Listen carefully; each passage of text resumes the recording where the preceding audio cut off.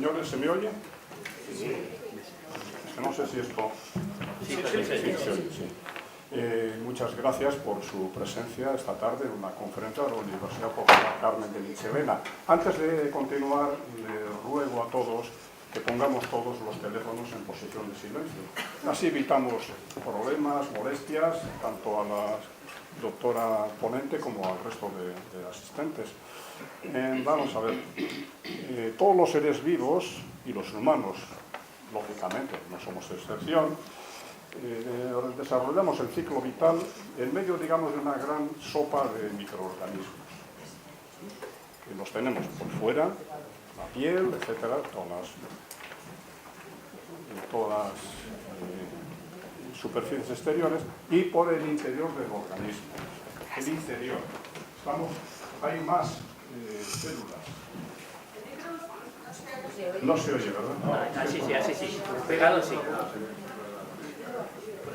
Bien, pues entre esa gran cantidad de células están las que viven en el intestino. Y las que viven en el intestino pues tienen una gran importancia porque afectan de forma directa a la salud. Temas tan importantes como las enfermedades inmunitarias, las enfermedades metabólicas como la obesidad y la diabetes, o neurológicas, incluso neurológicas, como la ansiedad y la depresión. En este panorama, la dieta es un elemento esencial para mantener esos microorganismos que viven en el intestino dentro de unos límites, digamos, de salud. Y de este tema nos va a hablar la doctora Leticia Conada Arias. Ha sido vecina nuestra de Tres Cantos, yo lo sabía. Y bueno, la doctora es doctora en nutrición por la Facultad de Farmacia de la Universidad Complutense, aquí en Madrid. Ella se graduó, no obstante, en México, en la Universidad de Guanajuato, en la Facultad de Medicina.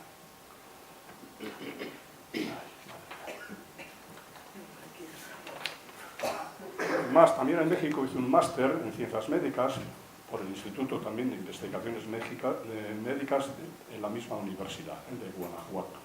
Está diplomada en bioética, también en Guanajuato, tiene el título de experto universitario en inmunonutrición por la Universidad Católica aquí en Valencia, ¿verdad? Sí. Y es experta en obesidad, síndrome metabólico y nutrición clínica hospitalaria. Bueno, pues es realmente la persona ideal para hablar de este tema de los microorganismos. Muchísimas gracias, doctora. Muchas gracias a ustedes por haberse acercado a la universidad y vamos a comenzar.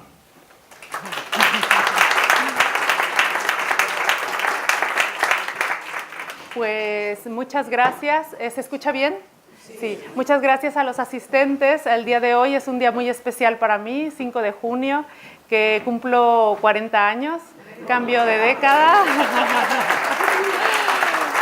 Entonces, pues es una forma muy especial para festejar para mí, puesto que la nutrición en el área de la salud es un área que me apasiona, y gracias por darme la oportunidad de compartir esta ciencia, que es una ciencia pues nueva, básicamente es una ciencia nueva que tiene mucho que aportar y mucho que decirnos. Entonces, la tarde de hoy voy a intentar dividir nuestra sesión en tres partes. La primera parte hablaré de ciencia básica, porque me apasiona mucho la ciencia, de dónde vienen todas estas ideas. No me entretendré mucho en esto, aunque me apasiona, pero no me entretendré mucho en esto. Luego hablaremos un poquito de la fisiología de nuestro intestino. Y finalmente, donde procuraré no detenerme mucho en los primeros aspectos, para finalmente, en donde sí procuraré detenerme más, es en la parte de qué podemos hacer nosotros para mejorar nuestra salud. Porque luego, pues primero verán, hay palabras que son nuevas incluso en el ámbito de la ciencia, y luego todo eso que es así como un cono, cómo todo eso vamos a aterrizarlo en nuestro día a día para mejorar nuestra alimentación, nuestra salud, y específicamente la salud de nuestra microbiota.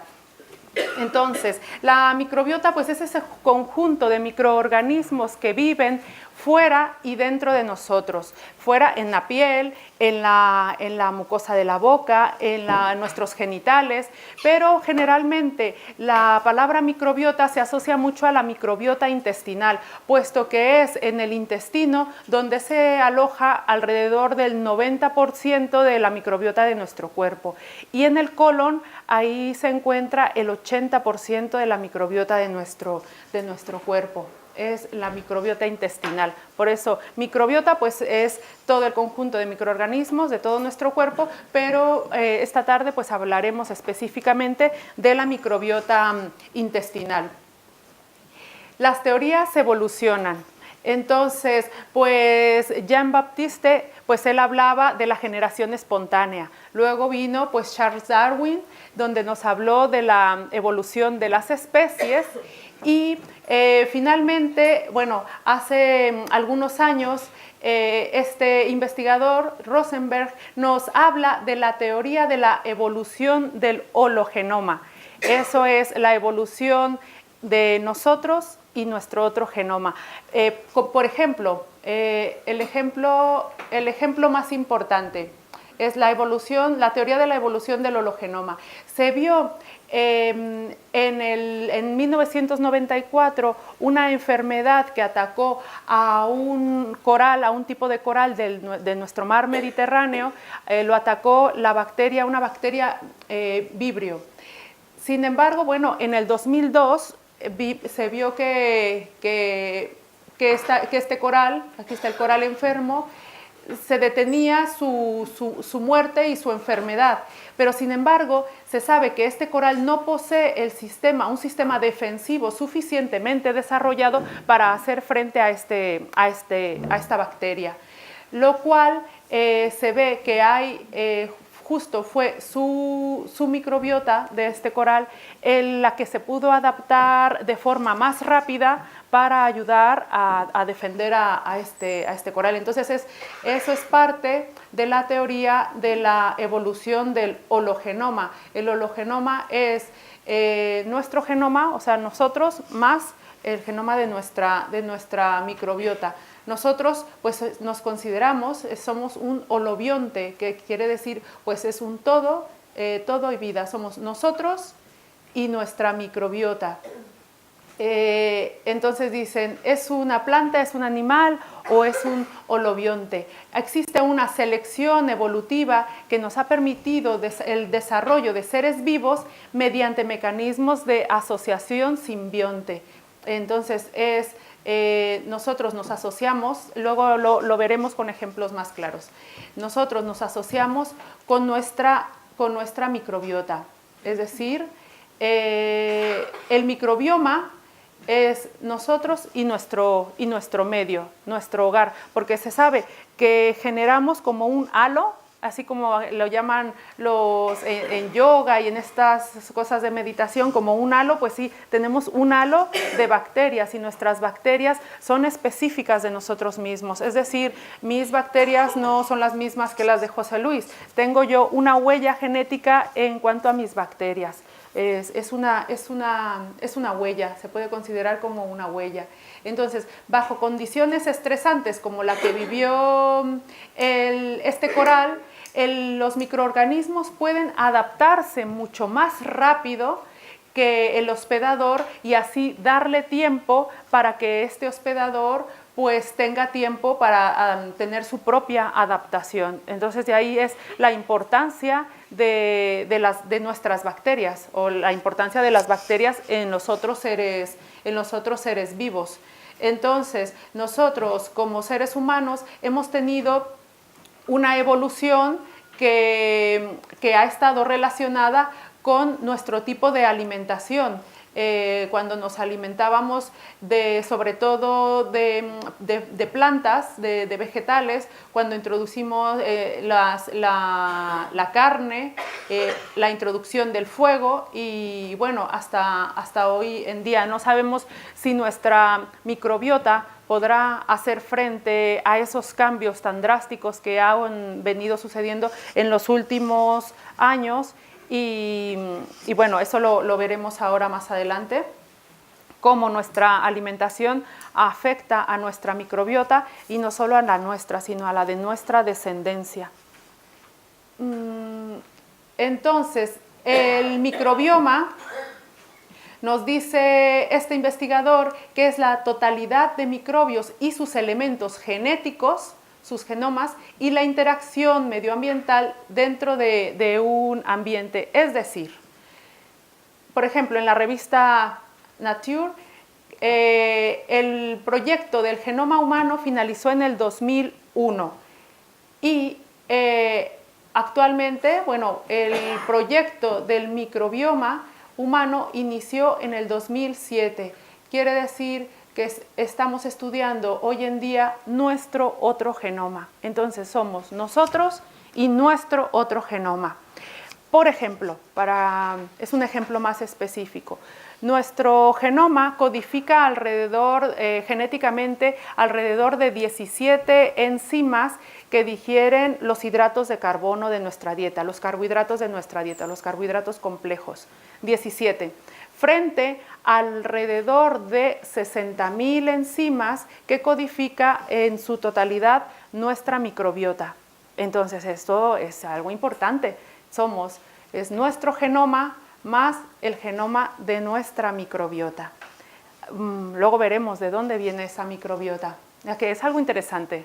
Esto es como la película de Los Otros. Pues sí, están los otros. Se ha hecho pues un cálculo, que a los investigadores siempre les gustan los números. Tenemos 10 veces más células de microbios que células en nuestro cuerpo humano.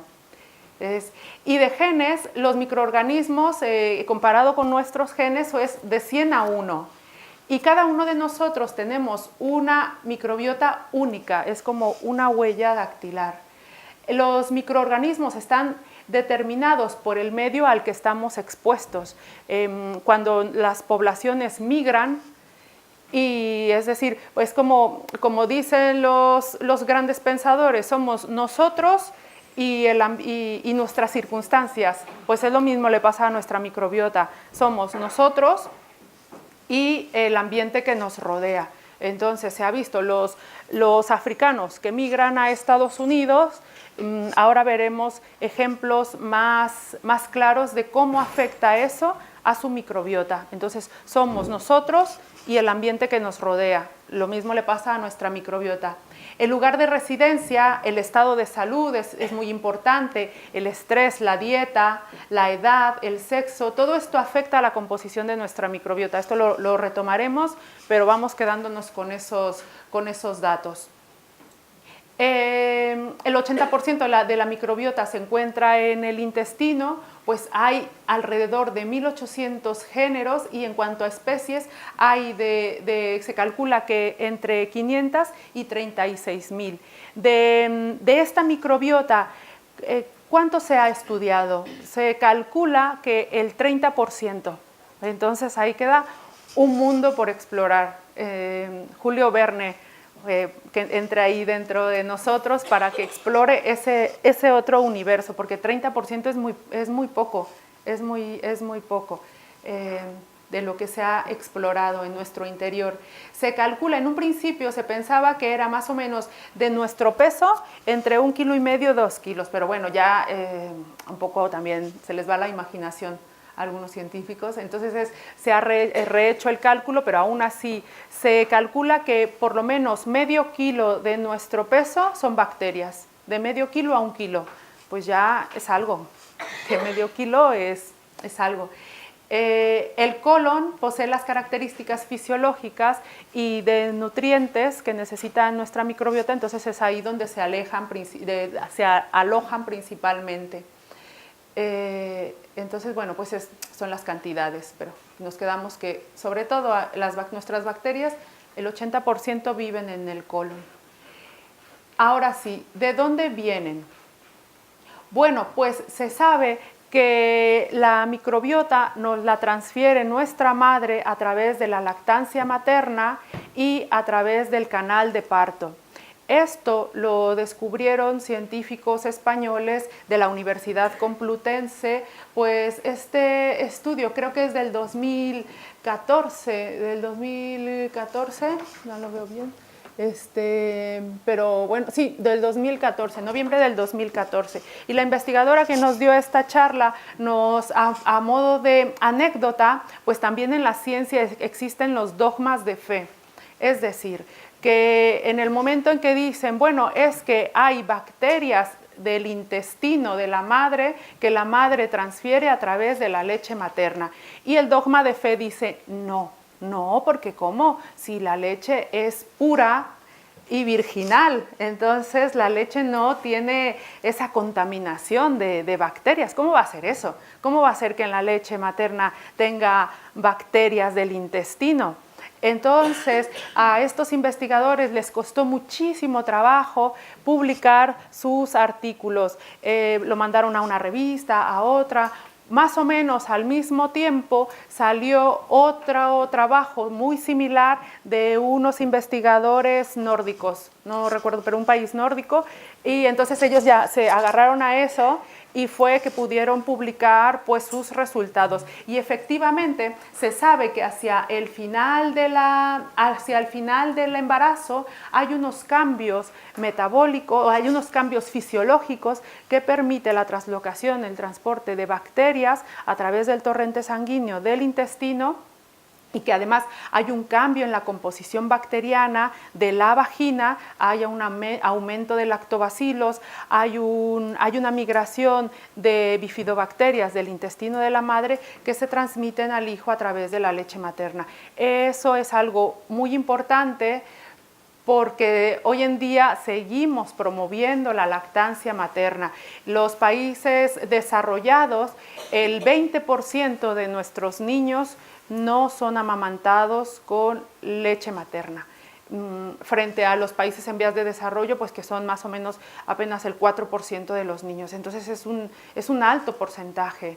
Tenemos que seguir haciendo eco e hincapié en la importancia, y ahora vemos por qué.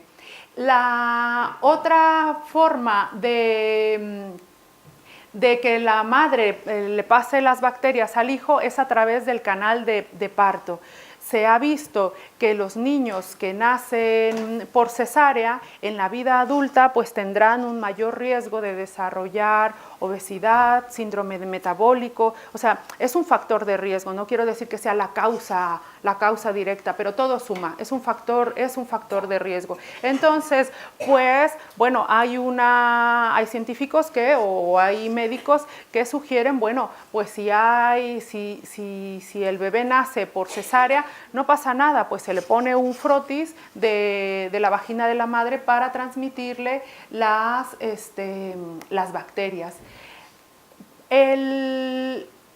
Se calcula que el 80% de los niños que tienen padres obesos, ellos también desarrollarán obesidad, además de los factores genéticos, además de los factores ambientales, que es el ambiente en casa, lo que se come en casa. Se ha visto porque hay un grupo de bacterias obesogénicas que se transfieren de la madre al niño. Esto pues lo volveremos a retomar, porque bueno, aquí pongo un ejemplo, es un niño, una madre delgada, ha tenido a su bebé, es un niño delgado. Una madre obesa ha tenido a su bebé, es un niño obeso. Y es sobre todo porque hay ahí un predominio de bacterias, es de bacterias bacteroidetes, son las azulitas, no se alcanzan a ver muy bien, pero bueno, aquí hay menos diversidad.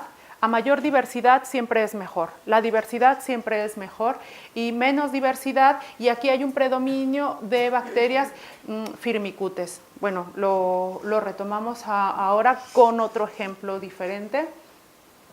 Entonces, la composición de nuestra microbiota intestinal pues son las especies nativas, lo que nos transfirió nuestra madre, y las especies temporales. Cuando en la naturaleza hay una parte benéfica, la naturaleza hará el esfuerzo, el enorme esfuerzo de que eso que hemos conseguido de forma benéfica se mantenga. Ahora veremos un ejemplo. Antes quiero mencionar que así como nosotros cambiamos a lo largo de nuestra vida, nuestra microbiota también evoluciona a lo largo de nuestra vida. De los 0 a los 3 años de edad es cuando más cambiante es la microbiota, puesto que pasamos de la lactancia a la introducción de alimentos sólidos, semisólidos y luego a la introducción de otros tipos de alimentos. Es alrededor de los 3 años de edad, por aquí, donde ya se considera una microbiota adulta. Lo mismo sucede cuando llegamos a la senectud. En la senectud también es una etapa donde hay un enorme cambio en nuestra microbiota. Y, ojo, miren, aquí un ejemplo.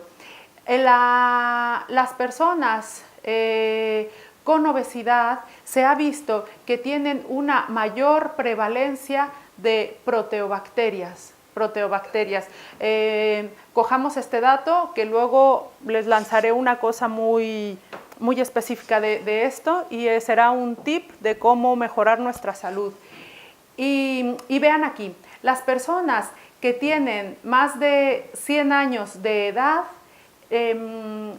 generalmente no tienen o tienen muy poca cantidad o no tienen estas proteobacterias. Es decir, que estas proteobacterias que están relacionadas con la producción de metabolitos carcinogénicos, pues generalmente estas personas pues mueren entre los 65 y 80 años de edad.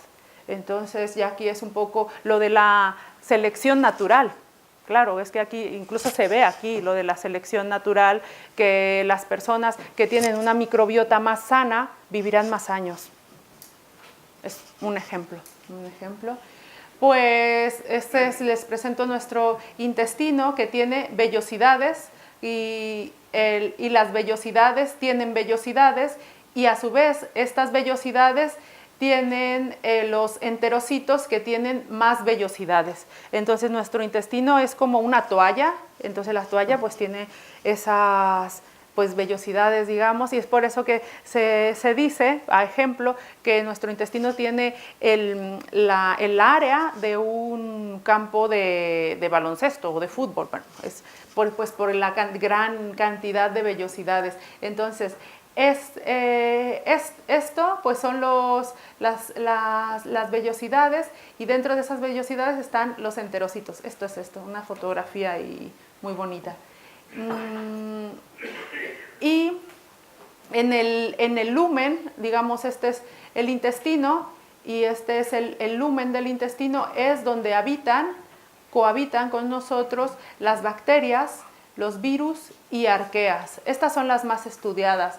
Luego supongo que en las siguientes futuras generaciones pues se dedicarán a estudiar este otro tipo de microorganismos que habitan con nosotros. La microbiota en su mayoría pues vive en la luz intestinal, en la mucosa, donde quedan atrapadas la mayoría de las bacterias intestinales, pues aquí constituyen, pues aquí vean esta fotografía, que es una fotografía muy hermosa, pues una estructura físico-química muy compleja, que actúa como una barrera, es una barrera, y ahora veremos pues por qué justamente Danone, creo que el 30% de sus ventas del yogur bifidobacterio, pues es que dice, es una defensa y una barrera. Bueno, pues es un poco por esto, porque bueno, sí, que constituye, pero esa es una bacteria que nos venden. Bueno, esta es pues un montón de bacterias. ¿Para qué funciones tiene nuestra microbiota? Bueno, ya pasamos de lo de la ciencia que les decía, la ciencia muy general, ahí no me detuve mucho, la fisiología, donde las hablaré un poquito, pero no me detendré mucho, para luego ya pasar a a la chicha, lo que nos interesa, y yo qué como para estar mejor. porque quiero tener mi microbiota sana y estar como ese hombre de 100 años que está pues con una microbiota muy sana. Bueno, pues la microbiota tiene funciones metabólicas y de nutrición, ahora lo veremos más específicamente, de protección y tróficas y de factores inmunológicos, quiere decir, de inmunología. Contribuye al equilibrio intestinal, a la respuesta inmune, la digestión de componentes de la dieta. Es aquí donde recalco lo de los 60.000 enzimas comparado con nuestras 17. Pues bueno, pues ahí. Defensa contra patógenos, puesto que, bueno, aquí como veíamos, compiten, entre ellas compiten siempre por nutrientes y por el espacio. Entonces no dejan que bacterias patógenas se alojen. Y bueno, defensa contra patógenos, y también contribuyen al desarrollo neurológico. Eso ya se llama la frontera de la ciencia, es decir, se está estudiando. Finalmente yo terminaré la charla pues con una pincelada de este tema, que también es un tema apasionante y nuevo, muy novedoso, pero lo mencionaré. Entonces, metabólicas. Porque la microbiota, por ejemplo, produce vitaminas como la vitamina K y casi todas las vitaminas del complejo B. Esas se producen en nuestro colon, porque las que vienen de la dieta ya se absorben en el intestino delgado. Entonces, producen vitamina K y gran parte del complejo de las vitaminas B se producen, la microbiota la produce en el colon y las absorbemos en el colon. Pues nos ayudan a la fermentación de hidratos de carbono y la producción de ácidos grasos de cadena corta, como más o menos se calcula que del 10 al 15, del 5 al 10% de nuestra energía proviene de estos ácidos grasos que produce nuestra microbiota. Es un montón de energía. Y estos ácidos grasos pues son los llamados posbióticos, porque ahora veremos qué es eso del mundo de los probióticos, prebióticos. Pues ahora hay una cosa que se llama posbióticos, que es lo que la microbiota, lo que los microorganismos producen. Y por ejemplo, el ácido butírico pues sirve de nutriente para nuestros enterocitos, para nuestras células intestinales. Entonces es algo muy, muy importante. Mejora la absorción de agua, lo que mejora la textura y el peso de las heces. Eso quiere decir que promueve una regularidad intestinal. Ayuda a la prevención de cáncer de colon. Ojo con este dato, ahora lo retomaré.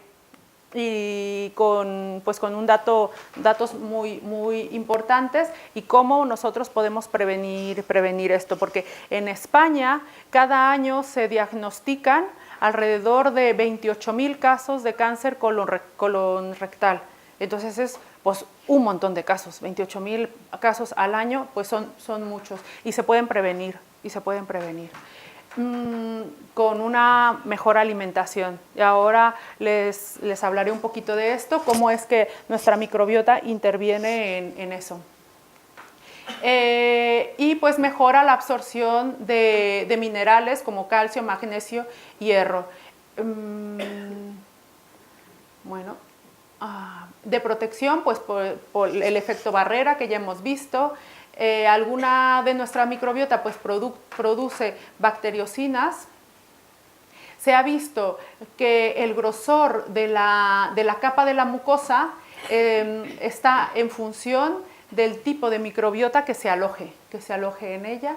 Pues ayuda en la prevención del síndrome de colon irritable, previene el crecimiento de bacterias como Clostridium difficile. Entonces ahora hablaremos un poquito de esto, y previene la proliferación de ciertos tipos de levadura como cándida. Y tróficas, bueno, estimula el sistema inmune y favorece la producción de la diferenciación celular del intestino. es decir, que ayuda en la reparación de daños y lesiones intestinales y protege frente a bacterias patógenas. Pues esta es la fotografía de una célula dendrítica. Esta es otra célula dendrítica que con contacto con células T. Son fotografías muy bonitas. Esta es una célula dendrítica que saca una de sus bracitos para ver qué microbiota hay. Porque claro, cuando nosotros consumimos la leche materna y entramos en contacto con las primeras bacterias, siempre hay como un ensayo y error para no generar enfermedades autoinmunes. Entonces eso es algo muy importante, es como un reconocimiento. Yo te reconozco y no te ataco, yo te reconozco y te ayudo. Entonces es esa simbiosis de mutuo reconocimiento donde las células dendríticas pues tienen mucho que ver y nuestro sistema inmune. Entonces, bueno, esto es un mundo y una carrera aparte para esto, pero les dejo pues un poco el mensaje de ayuda a tus defensas. Entonces ese es el hiperresumen, pero es toda una ciencia para... esta es una de las investigadoras del CSIC, que ella nos habla sobre una microbiota sana. Sería aquella que se ha establecido y ha creado una homeostasis, un equilibrio correcto, sin que afecte a ningún parámetro de salud del individuo. Entonces, una microbiota sana es aquella que nos ayuda a mantener una homeostasis. Eso quiere decir un equilibrio.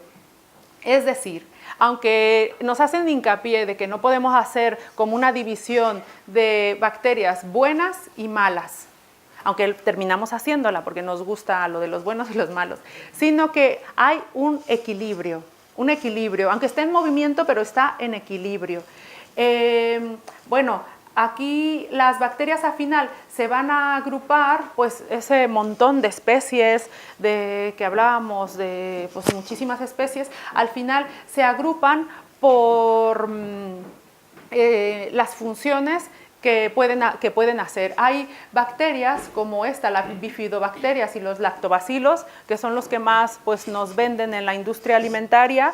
Estos tienen efecto de barrera y una capacidad colonizadora y competidora. Entonces, el efecto de barrera es porque colonizan y compiten contra otras bacterias.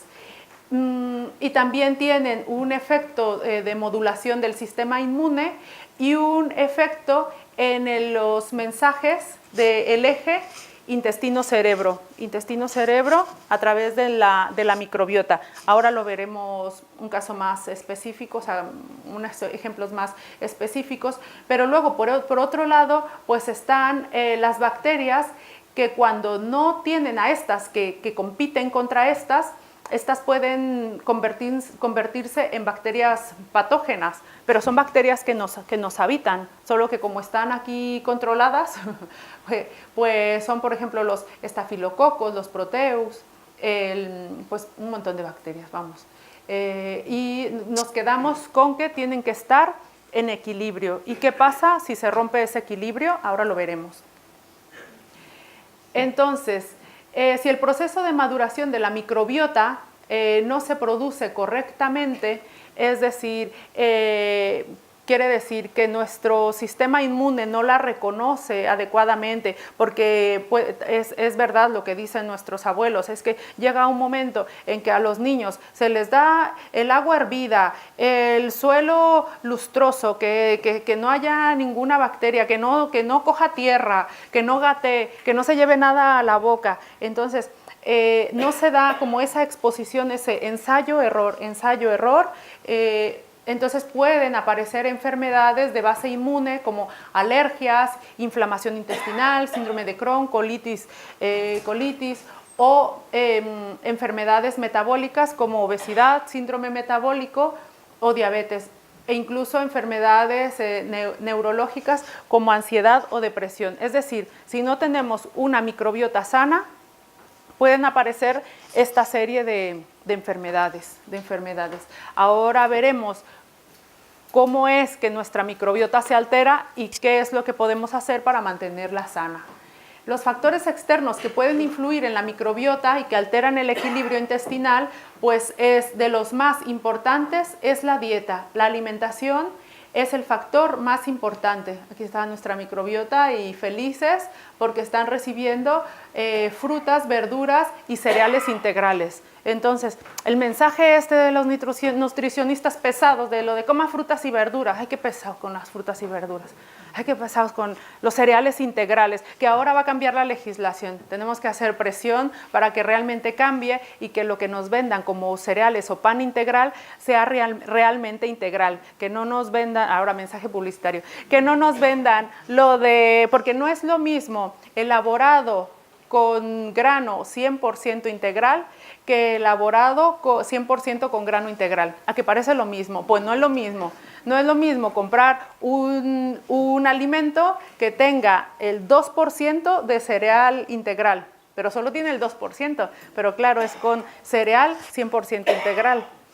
Ah, o sea, ¿saben por dónde voy? Pues nos lo venden así, con letras así enormes. Bueno, cambiará esa legislación. En Alemania ya tiene pues 10 años con la legislación cambiada y solo los panes que tengan el 70% de cereal realmente integral lo pueden etiquetar como pan integral. Y pues aquí no, aquí nos ponen el 2% y nos lo venden como integral. Entonces, bueno, aquí muy política, pero bueno, las leyes importan y nos importan mucho. El estilo de vida, las dietas, que son las dietas hiperproteicas con un bajo contenido de fibra, que la fibra viene pues en las frutas, verduras y los cereales integrales. Eso viene muy mal. Hoy en día lo de 2 raciones, ahora hablaré de las recomendaciones del Fondo Internacional para el Estudio del Cáncer y que tiene que ver con esto. El consumo de alcohol, el estrés, que hoy en día estamos tan inmersos en el estrés, que es nuestro día a día, que parece que es normal. Pues el estrés no es normal. Es como cuando iba a las comunidades rurales en México, que las madres me decían, no, es que las lombrices en los niños es lo normal. Es común, pero no es lo normal. Y en nuestra sociedad no tenemos lombrices, pero tenemos estrés y lo miramos como algo normal. Bueno, pues es que es lo normal. Pues igual que les decía a esas madres, os digo y me digo, no es lo normal. Vivir con estrés no es lo normal. Es lo habitual, pero no lo normal.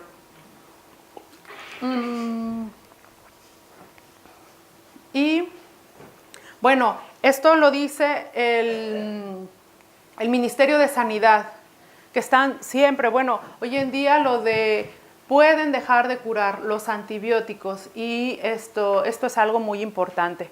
Esto es algo muy importante porque pues muchas personas apenas estornudan, pues se meten ahí un chute de antibióticos que barren con su microbiota.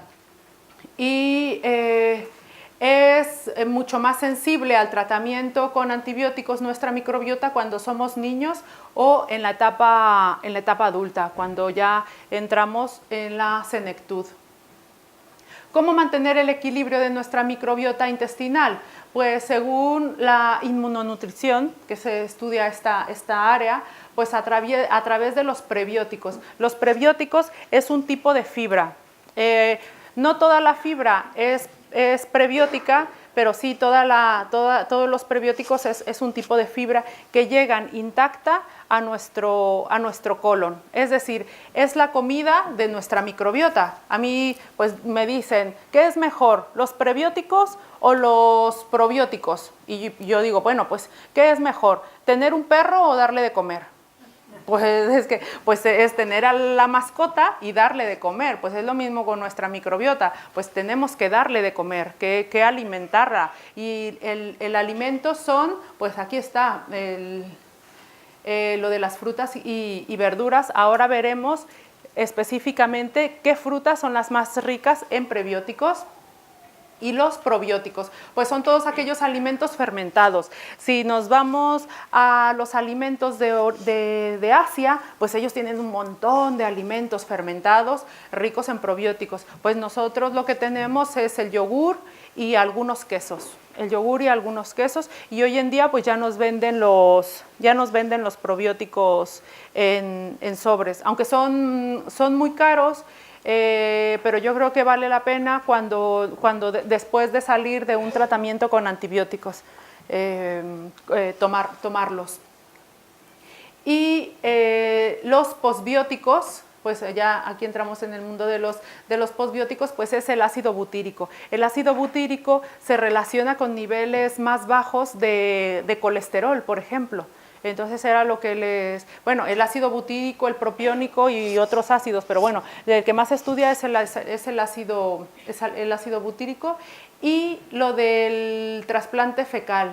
Dirán, ay, ¿eso qué es? Bueno, pues es un tratamiento que hoy en día se realiza en algunos hospitales de España. ¿Se acuerdan lo que les comentaba yo del Clostridium difficile o difficile, no sé cómo se pronuncia? Bueno, el Clostridium Cuando hay pacientes que están hospitalizados y están siendo tratados con antibióticos para otras patologías, pues les barren la flora intestinal. Entonces se rompe ese equilibrio y si se acuerdan que estaban las bacterias de color rojo, cuando ya no tienen sus competidores, pues proliferan, porque hay bacterias que son muy malas competidoras. Entonces están ahí como que sí, como que no, pero no proliferan mientras tengan un competidor.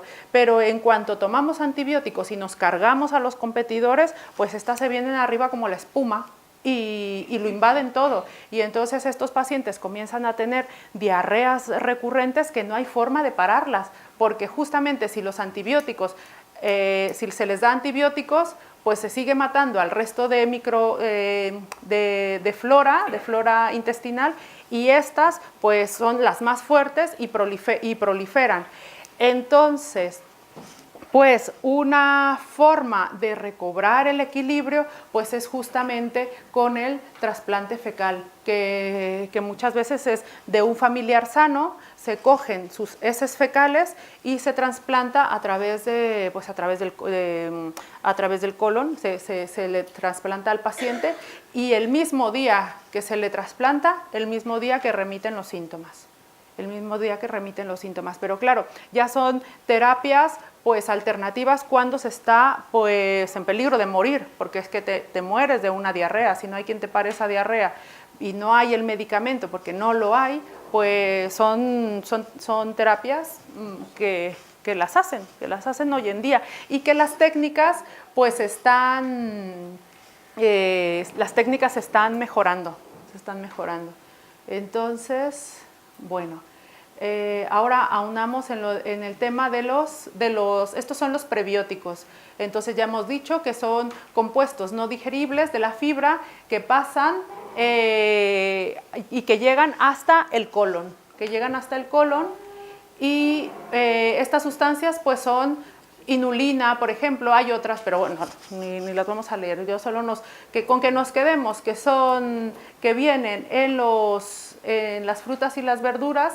Por ejemplo, el ajo, la cebolla, el tomate no el tomate Orlando, porque a ese le quitan, es el tomate, o sea, lo que es el tomate con la piel, con la cáscara, porque es en la cáscara donde está la fibra. Bueno, aquí dice achicoria, pero es esta alcachofa, sí. Los espárragos, los puerros, la rúcula. Es que yo, pues, muchas veces cuando digo a las personas, ¿y comes frutas y comes verduras? Y me dicen, pues sí, una vez a la semana. Pues el Fondo Internacional para el Estudio del Cáncer, la Sociedad Española para el Estudio de Obesidad y todas estas sociedades de nutricionistas, endocrinos, etc., recomiendan 2 raciones de verdura al día y por lo menos una que sea cruda. Entonces, que levante la mano a ver quién llega a eso. ¡Ah, bien! Pues un aplauso a los que llegan a eso. Son 2 raciones. Y de fruta, en Estados Unidos hay un movimiento que es así como 5 al día. Bueno, es por lo menos 3, porque dicen 5 que cuentan las 3 de fruta, las 2 de verdura, dicen 5 al día. En Estados Unidos pues empezaron a darle publicidad a la manita esta de colorines de 5 al día y se gastaron $5 millones en un año pues para esta campaña publicitaria, que es exactamente lo mismo que se gasta la industria alimentaria de McDonald's, Coca-Cola y todas estas al día. Entonces, eso ellos se gastan al día en el marketing publicitario. Entonces, a nosotros no nos van a publicitar comer tomates. Eso ya no lo tenemos que publicitar nosotros mismos. No hay campañas aquí. Si tú abres el Spotify para escuchar música, se te pone una imagen así, que parece que te sale así, de una hamburguesa. Y si tú vas con tus niños a ver la última película de Walt Disney, pues lo primero que te sale es el Happy Meal. O sea, al niño no le va a salir lo de comer ajo y cebolla, ni puerros, ni estas cosas. Entonces, esa campaña publicitaria la tenemos que hacer nosotros mismos. Y es más, si tú vas a la compra sin una lista de la compra y vas a coger manzanas o plátanos, junto a las manzanas o plátanos, pues está el Nutella, que eso ni es avellana ni es cacao, que el 90% o más es aceite de palma y azúcar.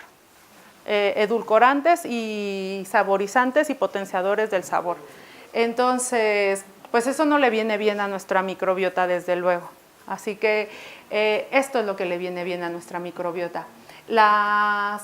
Entonces, las legumbres que ahora, están aquí las pobres pequeñajas, pues este año es el año de las legumbres y nuestras lentejas son el superalimento. A mí, pues a veces me dicen, no, es que engordan. Y yo, que no, que ¿cómo van a engordar? Las legumbres son altas en un montón de nutrientes, entre ellos, pues minerales, fibra, los prebióticos, la avena, los frutos rojos, por ejemplo.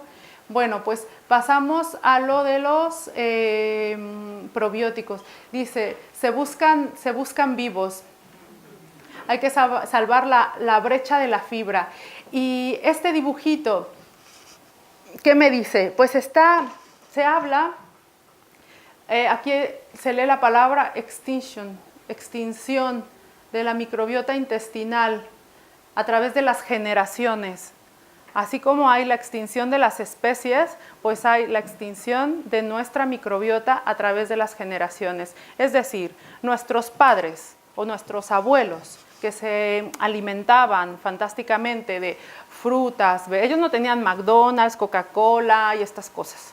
Ellos se alimentaban pues de legumbres, lentejas, garbanzos, tomate, todo lo que producía la huerta, y entonces ellos tenían una enorme variedad. Hemos visto que mientras más variedad, mejor. Ellos tenían una enorme variedad, pero claro, ya luego llegan pues los hijos, y los hijos ya no tienen esa enorme variedad de alimentos, porque ahora tienen pues otras cosas, los ultraprocesados, que los ultraprocesados pues tienen de todo, pues excepto fibra, por ejemplo, excepto fibra y otros nutrientes. Entonces ellos pues tendrán una extinción de cierto tipo de bacterias.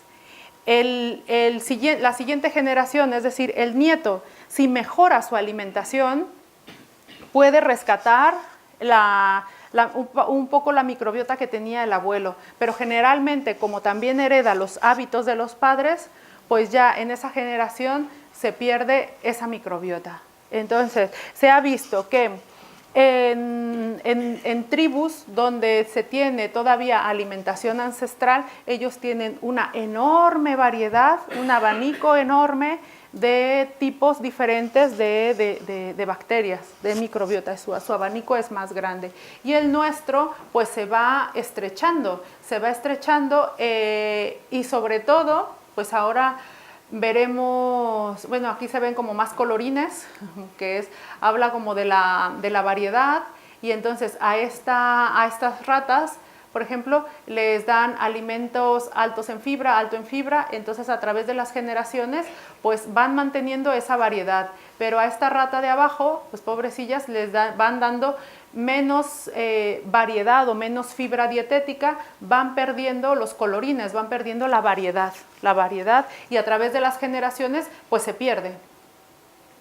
Y aquí es donde está la respuesta a ¿por qué 28,000 casos de cáncer colorectal al año? ¿Por qué? ¿Qué podemos hacer? ¿Yo qué puedo hacer para no verme en esa situación?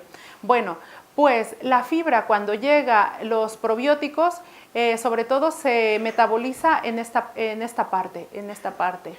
Y en esta parte es donde ya casi no hay suficiente fibra y empieza a metabolizarse, empieza a haber un metabolismo proteolítico. Proteolítico quiere decir que se metabolizan más las proteínas, y entonces el metabolismo proteolítico pues va a generar metabolitos que tienen, pues la mayoría son carcinogénicos. ¿Y eso qué quiere decir? Por ejemplo, a un grupo de africanos que tienen su alimentación, que es básicamente de verduras, frutas y cereales, sobre todo muchos cereales, pues les dieron alimentos muy similares a los afroamericanos, los que viven en Estados Unidos. Y entonces comenzaron a ver que esas personas producían menos cantidad de ácido butírico y producían más metabolitos carcinogénicos. Y al revés, que a los de Estados Unidos se les dieron una alimentación más similar, o sea, se intercambiaron el tipo de alimentación, pues a las pocas semanas, es que no hace falta que pasen años, a los pocos días, al día siguiente ya cambia el metabolismo aquí. Entonces, ¿eso qué quiere decir? El Fondo Internacional para el Estudio del Cáncer recomienda no más de 300 gramos de carnes rojas a la semana, y los embutidos ni verlos. Lo dirán con otras palabras, pero ese es el mensaje, ni verlos. ¿Por qué lo de las carnes rojas, lo de los no más de 300 gramos? Porque eso provoca que en esta parte del colon haya un mayor metabolismo proteolítico y una mayor producción de metabolitos carcinogénicos, cancerígenos. Y también el Fondo Internacional para el Estudio del Cáncer dice 800 gramos de frutas y verduras al día. ¿Eso qué quiere decir? Más, por lo menos 3 frutas al día, si son más mejor, y por lo menos 2 raciones de verdura al día. Entonces, 3 frutas y 2 raciones de verdura, eso hace 800 gramos. ¿Y eso por qué? Porque entonces nos permitirá tener aquí más cantidad de fibra, incluso que llegue un poquito aquí, para tener un metabolismo que produzca ácido butírico. Y el ácido butírico hemos dicho que es una sustancia que es saludable para nuestro intestino. Entonces ya, si nos quedamos con ese dato y lo practicamos poco a poco, porque a lo mejor empezamos mañana pues con mucho brío y luego ya se nos olvida esto, pero poco a poco y se puede, y se nota, de verdad que se nota. Pues es un poco lo que comentaba. Los probióticos, pues es sobre todo lo que más se comercializa, el LK6, el Bifidus, pero nos quedamos con que viene en el yogur. En el yogur, yo lo que hago es que me compro mis probióticos en polvo, porque es que encontrar un yogur que no tenga un exceso de azúcar, cada tarrina de yogur tiene alrededor de 15 gramos de azúcar. 15 gramos de azúcar son 3 cucharaditas cafeteras de azúcar, y es un montón. Y los naturales menos, no. Entonces, Esos tienen otros edulcorantes, entonces, pero se puede. Hay unos que son 0,0 y esos pues tendrán una cepa o dos de bifidobacterias. Entonces yo lo que hago es me tibia la leche, pongo los polvitos de los probióticos y los dejo ahí, al día siguiente ya tengo mi yogurt. Y entonces así hago que rinda, porque es que no me puedo estar gastando 30 euros en 10 sobrecitos.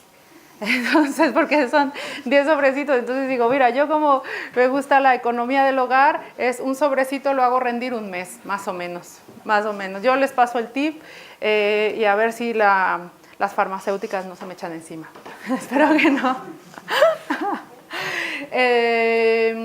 Bueno, ¿qué quesos? Pues el queso cheddar, mozzarella, el gouda, el requesón.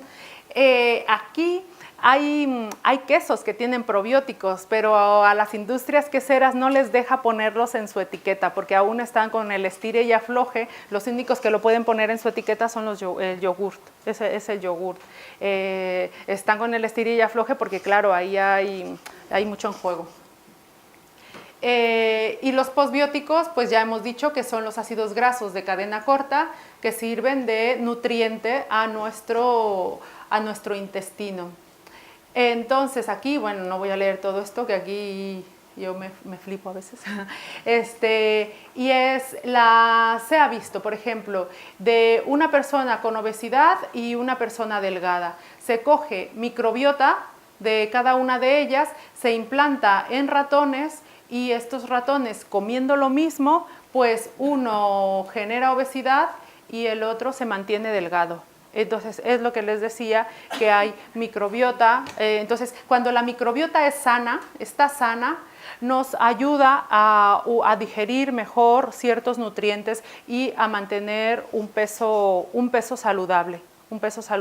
Es por eso que yo a mis pacientes que padecen obesidad, hago mucho hincapié. Es que muchas veces no es solo fuerza de voluntad, hay otros componentes que están detrás y que tenemos que cuidar, la salud de nuestra microbiota. Eso y bueno, más cosas, pero esto es un factor. Esto es lo del trasplante fecal, bueno, que en el Instituto de Investigación en Ciencias de la Alimentación, pues se están mejorando el sistema y bueno, ya os conté un poco por qué se hace. La mastitis, y hemos dicho que en el 2014 fue que descubrieron o encontraron que las bacterias se transmiten a través de la leche materna. Quien tenga pues un familiar que haya estado dando de amamantar, sabrá que hoy en día las mastitis se tratan ya con probióticos más que con antibióticos. Entonces, pero eso es en los años recientes. ¿Y eso por qué? Porque iban las mujeres que estaban estudiando otra cosa que no tenía que ver con esto y a las personas les daban probióticos para ver otra cosa, y entonces estas mujeres que estaban amamantando pues tenían mastitis y de repente decían, oye, pero ¿qué me has dado? Que ya no tengo... Ya se me han ido los síntomas, y entonces fue que empezó a haber líneas de investigación y a comparar dos grupos de mujeres, unas que se les da probióticos y otras que se les da antibióticos, y vieron que, bueno, aunque las dos mejoran, pero luego hay una recurrencia de la enfermedad en las que toman antibióticos. Y los probióticos es por el tema de la competición entre las bacterias.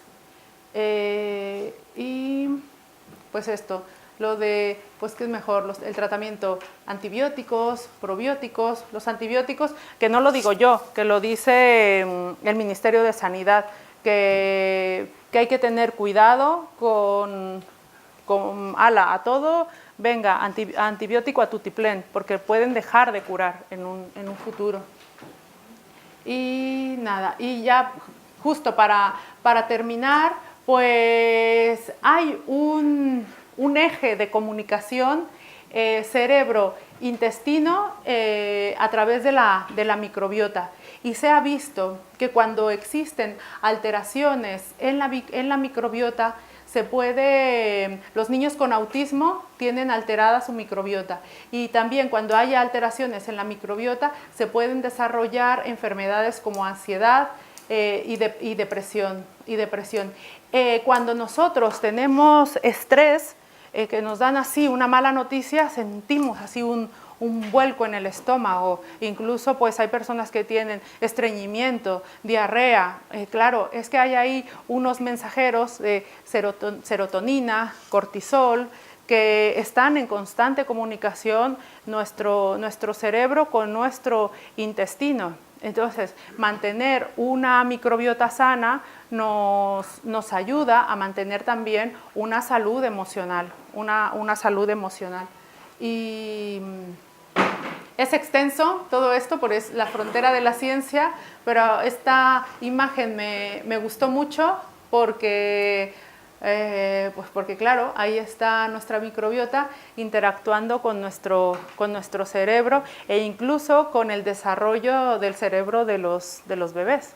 Es la frontera de la ciencia, pero existe ese mundo. Esta imagen es ilustrativa, y decir que quedan mundos por descubrir. De esta microbiota solo se conoce el 30%. Entonces, aquí hay un Julio Verne descubriendo nuestro mundo interior, nuestro otro genoma, nuestra otra vida. Y pues muchas gracias.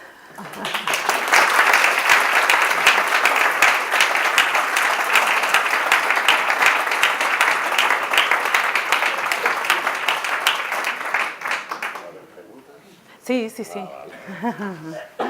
¿Moderas o que sabes? Mejor que me ayuden a moderar, porque soy un poco...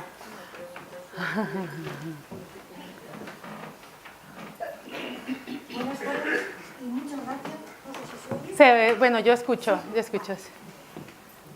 Yo tuve una experiencia por ahí con mujeres que se les hacía, cuando iban a dar a luz, un análisis de recto y vagina. Y entonces, cuando había una serie de bacterias, se les ponía antibióticos preventivos.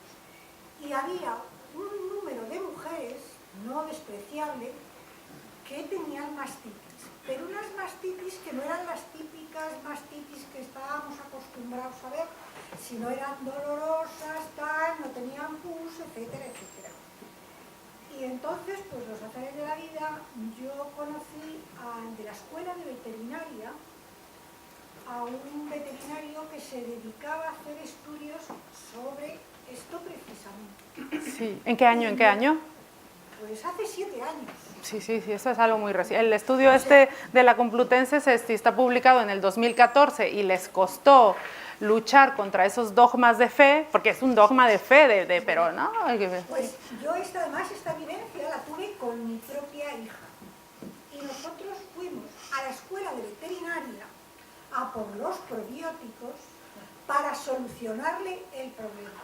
Cuando tuvo el segundo niño le volvió a dar positiva la bacteria, pero no se dejó poner el antibiótico.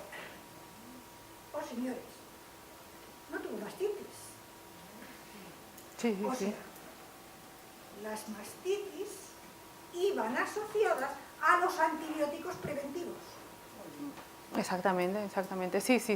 Entonces, eso es una cuestión que yo creo que hay que tener muy, muy en cuenta a la hora de tomar los antibióticos. Claro, es que la ciencia evoluciona, la ciencia evoluciona. Si yo cuando estudié la carrera de nutrición me decían, en aquella época eran no más de 3 huevos al día, y hoy nos dicen pues que es hasta 1 huevo al día, porque tiene pues un montón de nutrientes betacarotenos que nos ayudan para los ojos, ¿verdad? Entonces la ciencia evoluciona y avanza. Entonces, sí. Buenas tardes. Hola. Yo, para sacar un aprendizaje de esta conferencia, yo jamás he tomado probióticos. Yo tomo mucha verdura, mucha fruta. Sí. Entonces, esos de los probióticos realmente que a mí me gustaría empezar a tomar, ¿cómo lo hago? Sí, es, por ejemplo, en el yogurt. Yo sí no tomo lácteos. No tomas lácteos. No tomo Pues lácteos, puede leche ser vaca. los probióticos que te los venden en sobrecitos o en pastillas. Claro, yo el sobrecito yo la verdad que lo hago rendir. Entonces con poquito pues lo puedes poner en agua, se diluye en agua o en el sobre entero, o lo haces como yo, vamos, lo vas haciendo rendir, porque eso lo abro poco a poquito y me lo guardo. El sobre entero es justo cuando has tenido un tratamiento con antibiótico. Entonces es cuando yo te recomendaría el sobre entero, pero si es un poco para tu día a día, si al final no comes nada de lácteos, pues es con el sobre de los probióticos, y se puede mezclar o en zumo en agua. En agua. Y se deja toda la noche. No, si lo mezclas es en ese mismo momento y te lo tomas. ¿Y te lo puedes tomar Sí. indefinidamente todos los días? Sí, es como el yogur. Por eso yo decía que en dosis pequeñas, y es como el yogur. De cualquier forma, nuestra microbiota siempre tenderá a ser estable, nuestra microbiota es muy difícil que cambie, salvo hasta que ya entramos a la senectud. A la senectud ahí ya empieza a haber más cambios.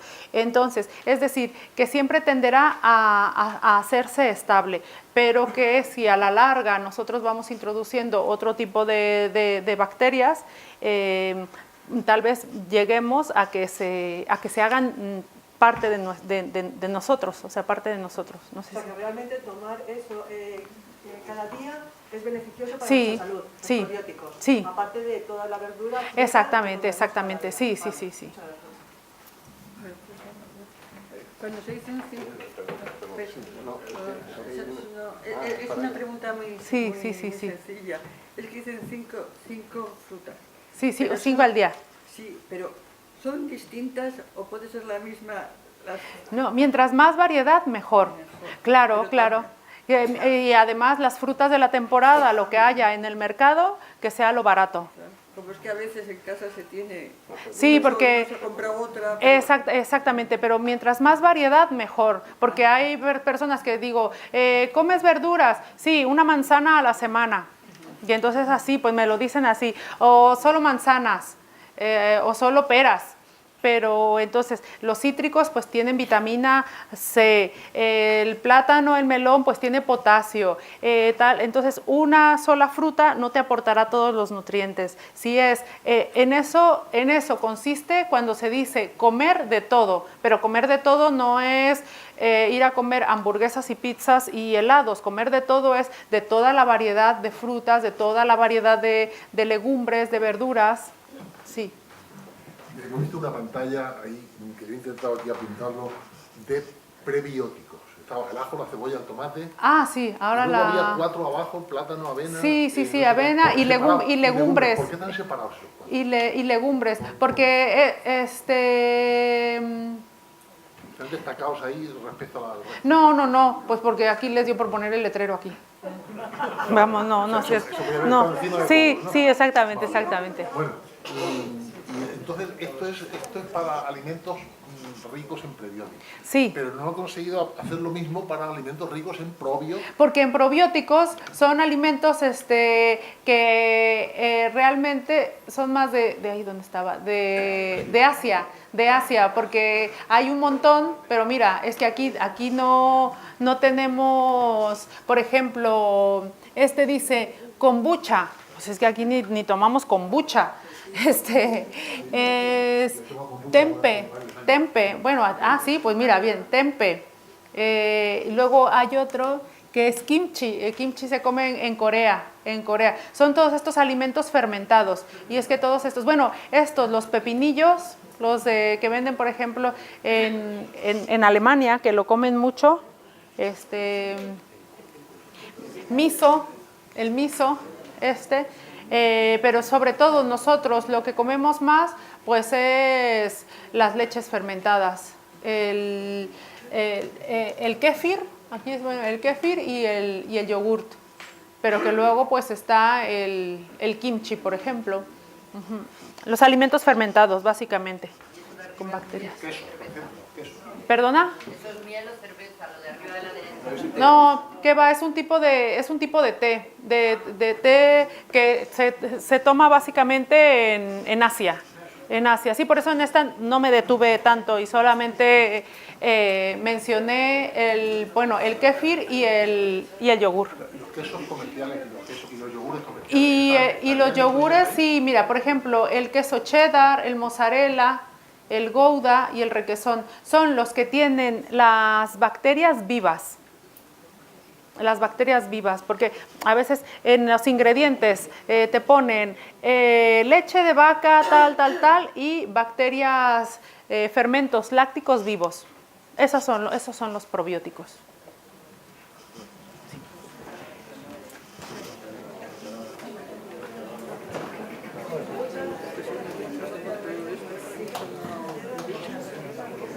Hola, buenas tardes. Hola.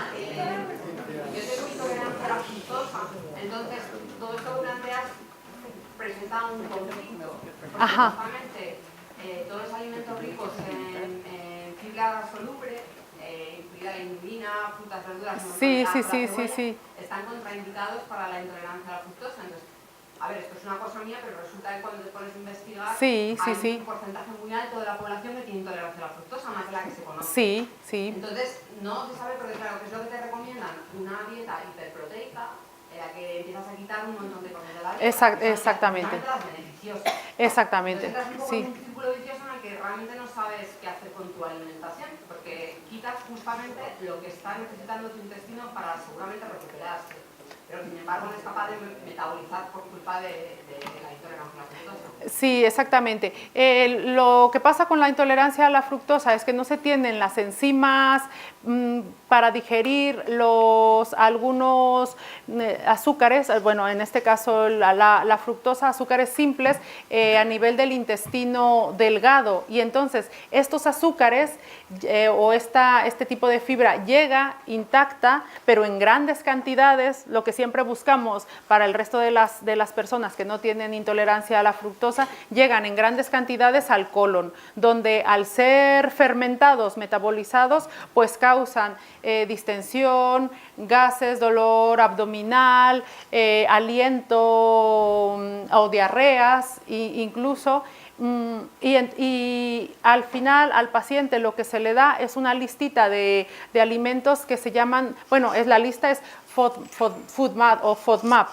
Lo que es verdad que se tiene la lista esta, que es como una lista genérica, porque se pone en la lista los alimentos pues altos en fructosa, pero también se ha visto que no todos tienen, igual que la intolerancia a la lactosa, pues hay quien tiene intolerancia a la lactosa, pero tolera perfectamente bien pues medio o un yogur o media taza de leche. Pues es lo mismo con la intolerancia o con la malabsorción a la fructosa, que se tiene que hacer como un ensayo y error. Entonces yo lo que doy a mis pacientes pues es la misma listita esta, pero lo divido como semáforos, verde, amarillo y rojo. Y entonces en el rojo pongo los alimentos con una mayor cantidad de fructosa, los alimentos que tal vez tolere con cierta dosis gatillo, y los alimentos permitidos. Entonces, primero se entra con los alimentos en la columna verde, que es como los alimentos que se pueden consumir que no generan este problema, y los alimentos, ya una vez que se tienen alrededor de 4 semanas consumiendo estos alimentos y que no se tiene esos problemas gástricos de distensión, pues entonces se empieza a hacer el ensayo-error y se empiezan a introducir los alimentos de la columna amarilla en una dosis baja, y decimos, pues mira, estos los tolero bien, porque puede ser que lo que yo tolere, teniendo la misma enfermedad o el mismo padecimiento, sea diferente al de mi compañero de al lado que tiene lo mismo. Entonces se estudia esas dosis gatillo. Es lo mismo que se hace para el tema de la intolerancia a la lactosa en el hospital, en el departamento de nutrición del Gregorio Marañón. Lo primero que se hace cuando llega una persona con intolerancia a la lactosa es se quita toda la lactosa durante 4 semanas para que la persona vea y tenga como lo que es del día a la noche. O sea, cómo era que me sentía mal a cómo es ahora que me siento muy bien. Y entonces ya una vez que la persona ha identificado cómo se siente estando muy bien, porque claro, hay que tener cuidado cuando se quitan ciertos alimentos porque se puede llegar a tener carencias. Entonces no se pueden quitar así como un grupo de alimentos tan alegremente, porque a la larga se tienen carencias. Entonces ya una vez que estas personas dicen, pues es como de la noche al día, que ahora ya no tengo como esas molestias de distensión, gases, diarrea, entonces se empiezan a introducir la lactosa en dosis bajas. Pues ahora has tolerado tantos mililitros, pues se anota. Pues al día siguiente, los mismos mililitros, pues los toleras bien. Bueno, pues al día siguiente aumentamos unos mililitros más hasta llegar a la dosis gatillo. Y entonces ya una vez que se llega a la dosis gatillo, dicen, pues la persona ya se conoce a ella misma, se hace como eso de forma como individualizada. Y seguramente que al final, pues es lo que, si esto ya lo tienes desde hace años, porque esto puede aparecer, puede que yo ahora no tenga mala absorción de fructosa, pero que el día de mañana, por alguna circunstancia, la desarrolle. Entonces, lo que se recomendaría hacer es el ensayo y error y tener como un registro, por lo menos al inicio, de qué alimentos me sientan bien y ya sobre los que me sientan bien, ir introduciendo de uno en uno en dosis o en raciones pequeñitas hasta llegar a la dosis gatillo de cada alimento. ¿Y hay algún centro de referencia el cual te puedas poner en manos de un nutricionista que esté especializado? Pues sí, bueno, si tú te acercas a tu centro de salud, pues te tienen que mandar con el gastroenterólogo. Con el gastroenterólogo, que es el que te tendrá que haber hecho la prueba del aliento de hidrógeno para diagnosticarte. Y entonces solicitar el servicio. Creo que en el 2014 la figura del nutricionista ya la ponen en un BOE, que por lo menos ya ahora existimos. Entonces eso quiere decir que ahora estarán diseñando el perfil para sacar las plazas, porque anteriormente eso lo cubrían las enfermeras especialistas en nutrición, pero hay una enfermera, las enfermeras mismas se quejan, es que dicen, hay una enfermera por hospital, pues no se da abasto a todas estas cosas. Sí. Hola, mira, sí. Mi pregunta es también por intolerancias. Sí. Me gustaría saber si hay alguna explicación para personas que durante toda su vida, 40, 50 años, no han tenido ningún problema y de repente se ponen malísimas con temas de intolerancia. Y me gustaría saber si eso tiene solución o ya es para toda la vida. Sí, por ejemplo, la intolerancia a la leche. Cuando se es mayor, se van teniendo cada vez menos cantidad de enzimas que metabolizan la lactosa. Y es verdad que conforme pasan los años se llega a más intolerancia, y es lo mismo, ir analizando. Lo primero es quitar todo, detectar que realmente sea eso, porque bueno, hoy en día se están haciendo como unas pruebas de intolerancia en las farmacias, no sé cuánto cueste, 100 euros, pero pues es un timo, es una estafa. Esas pruebas no sirven para nada.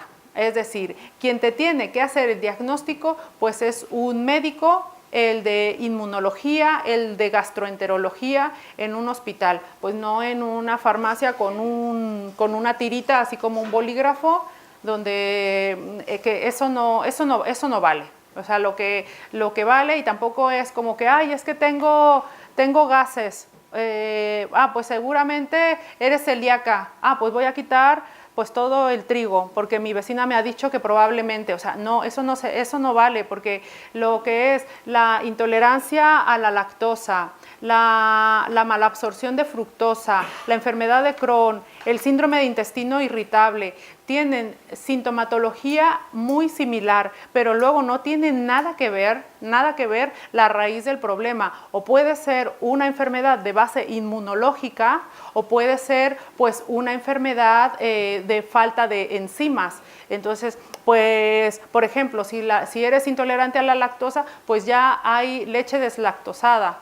O está la opción del yogur, que tiene metabolizada gran parte de esa lactosa, ya está metabolizada por las bacterias. Entonces, cada persona es una cosa como individual. Incluso aunque se diagnostique intolerancia a la lactosa en 5 o 10 personas, pero que no es lo mismo la intolerancia de ni el grado de intolerancia, porque hay personas que con 5 mililitros pues ya tienen diarrea, y hay personas que se pueden tomar perfectamente medio vaso de leche y no tienen el problema. Entonces es cuestión de ver la dosis gatillo. ¿Y es reversible o no? Hay personas que se les da junto con el alimento las enzimas que ya no produce su cuerpo. Entonces yo, que sepa, reversible no lo es, pero es controlable. Y por último te quería preguntar si es bueno darle a los niños probióticos o a los niños no. Bueno, sí, los probióticos en el yogur, o sea, en el yogur. Y es bueno, sí es bueno. Hay un estudio de investigación, bueno, uno y muchos, donde hay dos grupos de ratas, y entonces a los dos grupos se les da un medicamento para inducirles cáncer.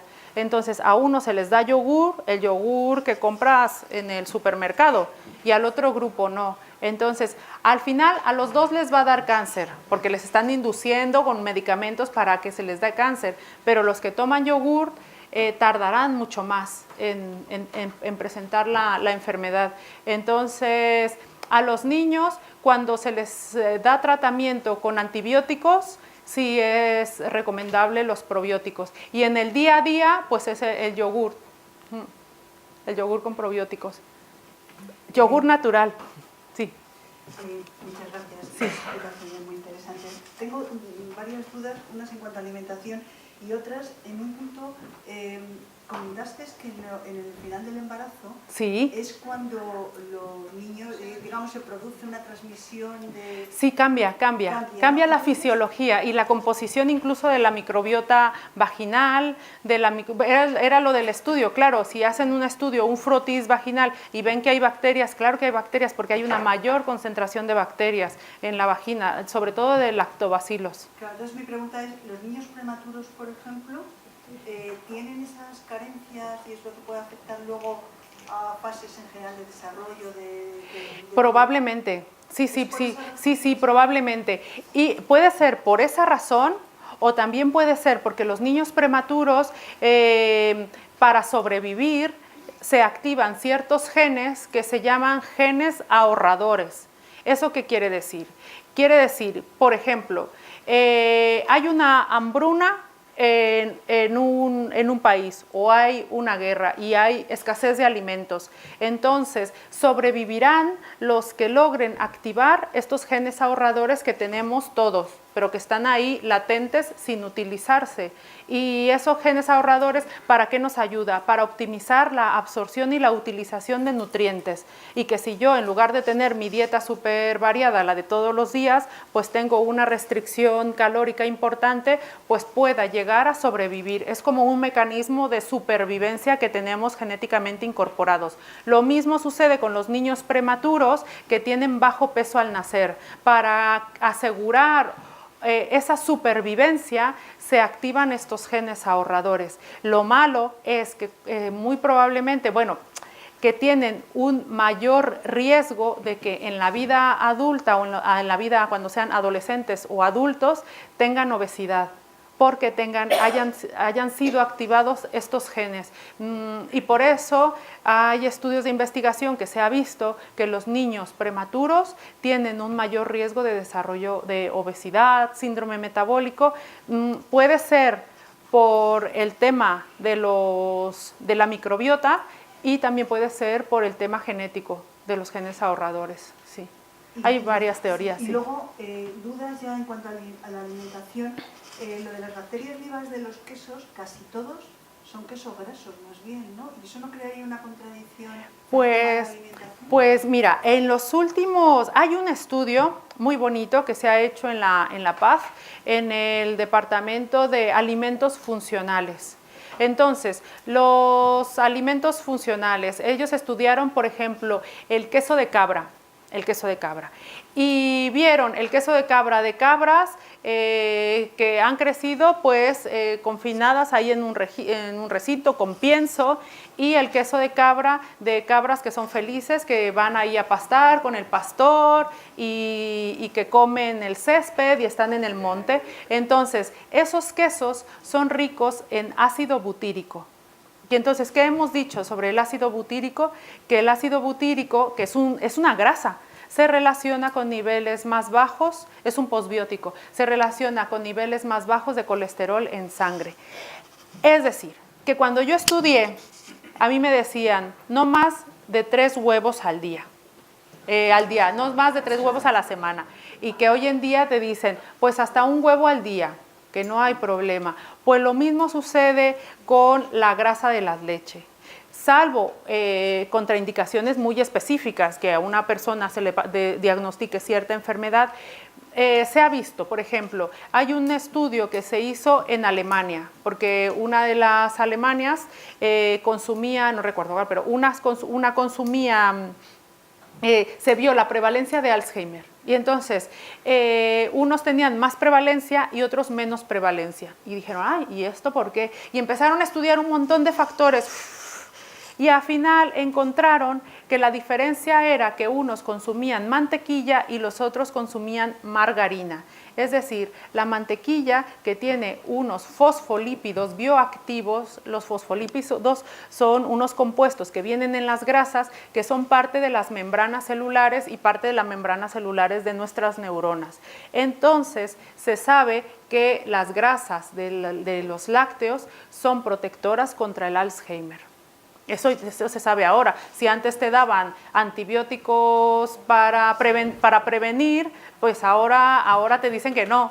Entonces, igual, antes te decían, pues son muy malos, pues ahora yo, antes de quitar los lácteos enteros, que ahora me he cambiado a los lácteos enteros, pues me quito los embutidos.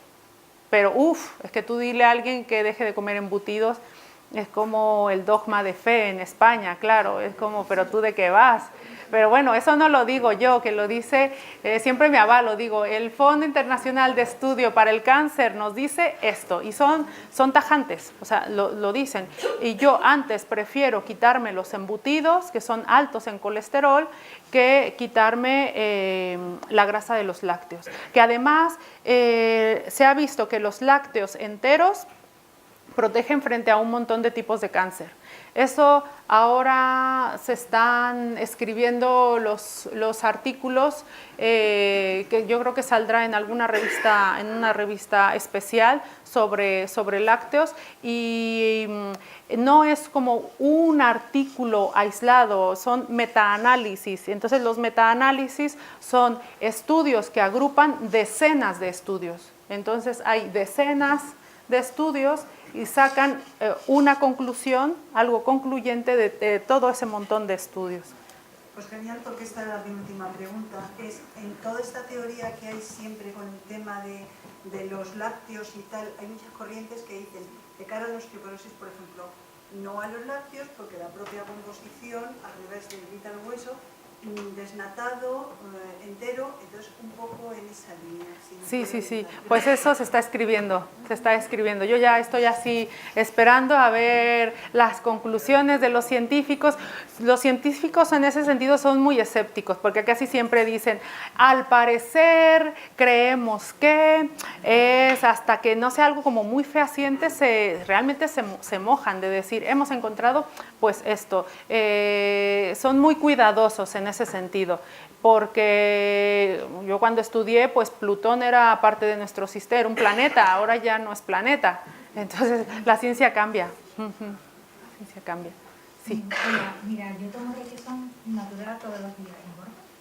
Depende de la cantidad, pues, pero no.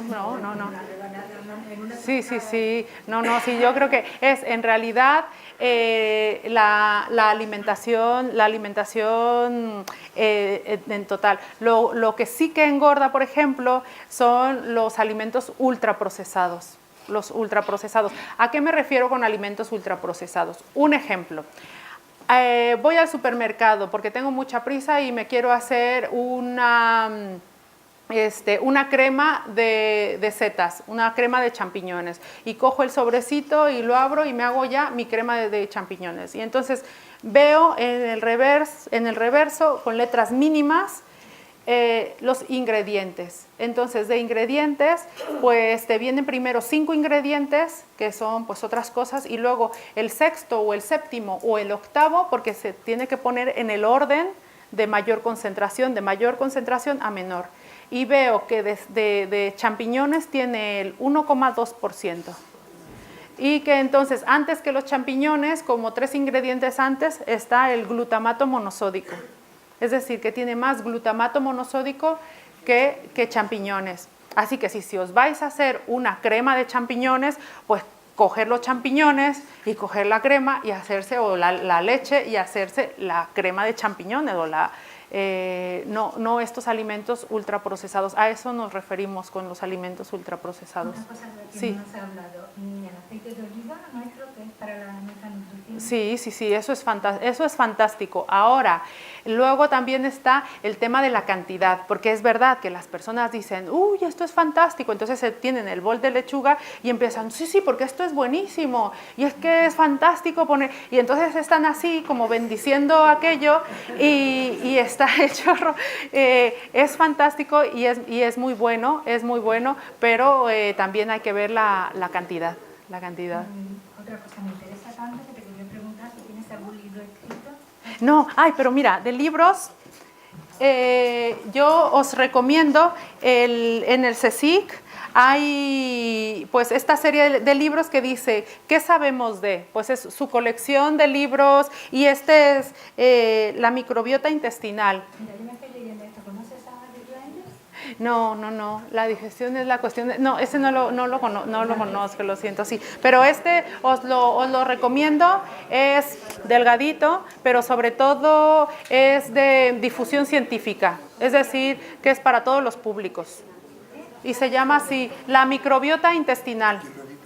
El CSIC, sí, pero yo lo compré ¿dónde? En la casa del libro, Uh-huh. Sí, es una publicación del CSIC. Entonces lo escribieron básicamente 2 investigadoras del CSIC. Uh-huh. Entonces está entretenido. Es así como. El autor es Carmen Peláez y Teresa Requena. Entonces. ¿Termina dando consejos alimentarios? No específicamente, pero te sacas tus conclusiones de decir, pues hombre, si a los que comen un exceso de carne se mueren de cáncer, pues ya sacamos las propias conclusiones. Sí.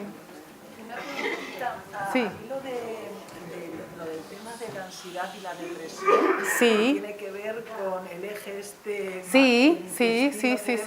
¿Puedes un poquito que te viene depresión o ansiedad porque te falten pues estas bacterias? Sí, es porque la serotonina que se produce en nuestro intestino, el 95% de la serotonina se produce serotonina. Las bacterias producen serotonina. Entonces, hay unos medicamentos que son inhibidores de la reabsorción de serotonina. Es decir, para que la serotonina esté más, y esos inhibidores de la reabsorción de serotonina se utilizan mucho en tratamientos de depresión y ansiedad. Es decir, el propio tratamiento hace que No. Quiere decir que si nosotros tenemos una microbiota sana, pues tendremos estos niveles hormonales óptimos, y que se nota, porque no únicamente cuando nosotros pasamos por una enfermedad, claro, nos duele, nos sentimos mal, nos sentimos agotados y nos dan el antibiótico, muy probablemente este estado como de depresión, de decaimiento, tenga también mucho que ver con estos mensajeros, y a través del nervio vago, que es el nervio que se comunica del intestino con el cerebro, pues también tiene mucho que ver. Sí. Bueno, mi pregunta iba justamente por ahí, estoy aquí. Sí, ¿no? Sí. Yo soy psicóloga, ¿no? Y entonces tengo muchos pacientes que tienen crisis digestivas relacionadas con estados depresivos y ansiosos, ¿no? Entonces, sí. Pues colon irritable, ¿no? Sí. Otra que se llama como gastritis ulcerosa. Sí, exactamente, ¿no? sí. Entonces, claro, a estas personas, pues, ¿qué se les podría recomendar para, ¿no? Que poco a poco pudieran ir recuperando su microbiota? Sí. Porque la pierden, es decir, si ellos tienen episodios recurrentes de diarrea por la ansiedad, ¿no? Que no se les puede dar integrales o frutas y verduras porque no tienen el sistema digestivo receptivo para ese tipo de alimentos, pero sí que se podrá ir planteando algo que les ayude a recuperar.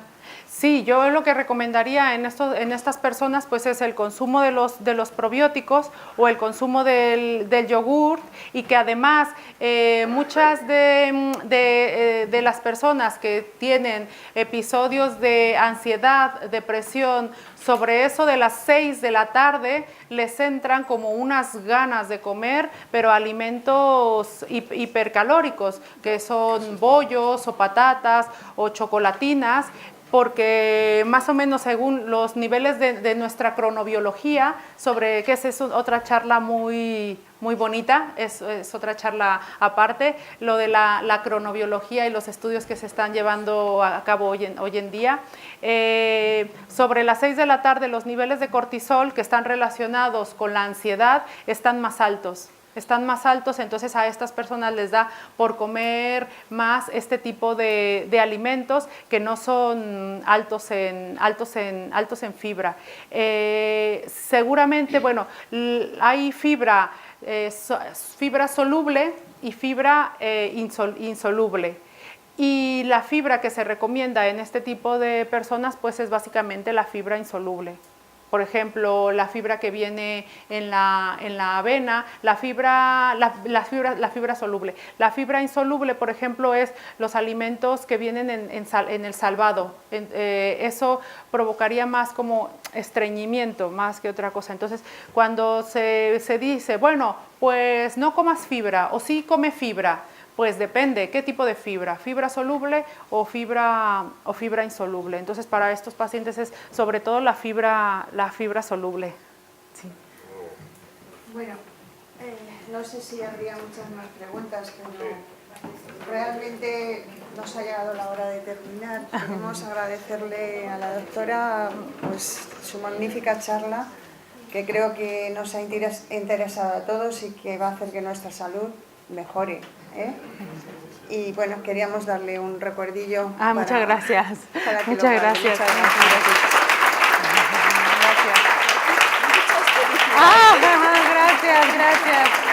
Muchas gracias.